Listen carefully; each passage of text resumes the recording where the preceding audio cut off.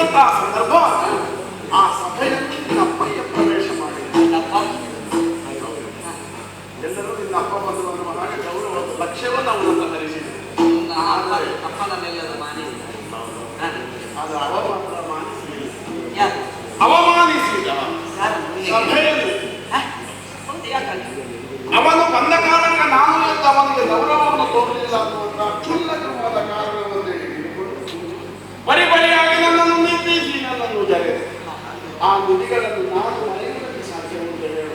ನಾನೇ ಹೇಳಿ ಆ ಸಭೆಯಲ್ಲಿ ಸೇರಿದವರು ಯಾರನ್ನು ಮರೆಯುವುದರಲ್ಲಿ ಯಾವನನ್ನು ಎತ್ತರದಲ್ಲಿ ಕುಳ್ಳಿರಿಸಿದ್ದೋ ಯಾವ ಸಭೆ, ಆ ಸಭೆಯ ಸಮ್ಮುಖದಲ್ಲಿಯೇ ಅವನನ್ನು ನಿಂದಿಸುವ ಮಾತನ್ನು ಒಬ್ಬ ಅಡ್ಡಾನೆ ಕಾದರೆ ಅವನನ್ನು ಆ ಸಭೆ ಪುರಸ್ಕರಿಸುವುದಕ್ಕೆ ಇಲ್ಲವಲ್ಲ. ಆದ್ದರಿಂದ ಆ ಕಾರಣವನ್ನು